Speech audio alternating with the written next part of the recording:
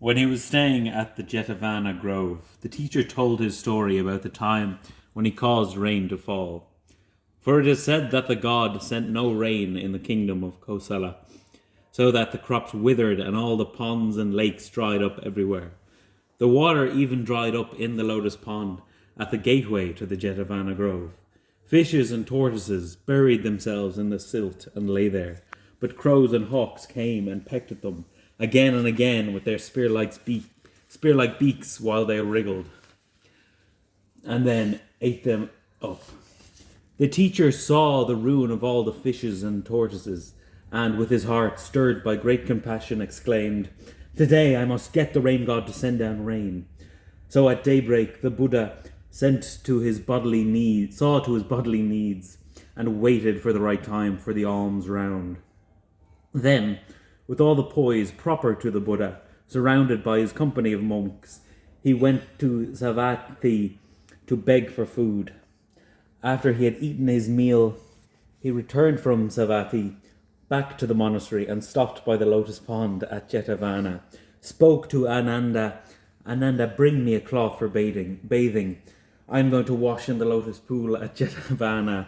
"But sir," replied Ananda, "the water has dried up in the lotus pool, and here only the silt at the bottom is left."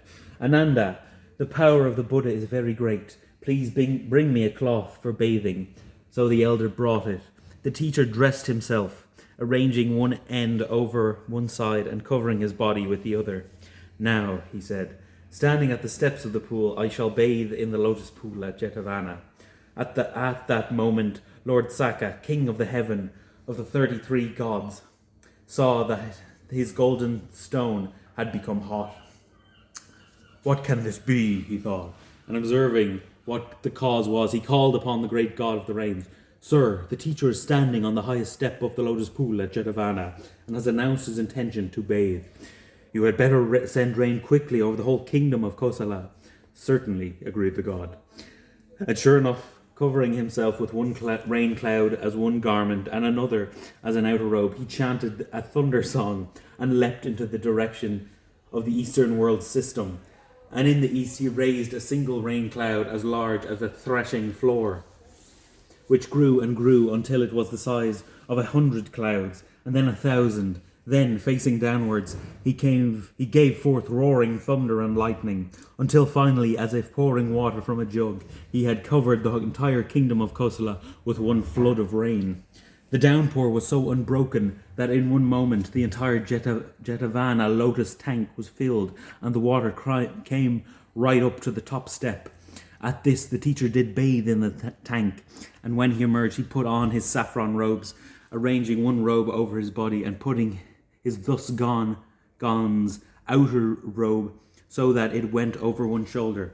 Then, accompanied by his retinue of monks, he went to his own private meditation hut, which was perfumed by the smell of fresh flowers. He sat down at the place that was specially prepared for the Buddha, and when the monks had performed the correct duties, he gave them an inspiring talk from the highest jeweled step and sent them away. After this, he entered into his perfumed hut and lay down on his right side in the lion posture. In the evening, the monks assembled in their Dhamma hall and discussed it all. Just look at the attainment of forbearance and loving kindness in the 10-powered one.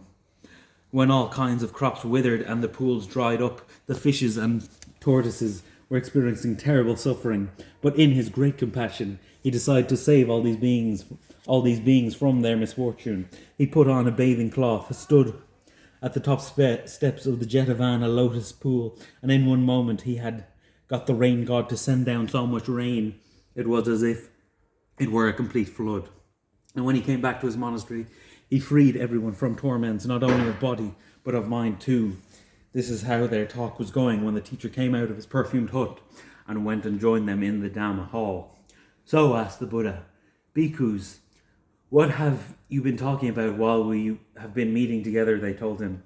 "Well, Bhikkhus, this is not the first time that the thus gone has caused rain to fall at a time of general crisis. Once, when he took rebirth as an animal, he saw that at the time the king of the fishes, and so he told the story of long ago."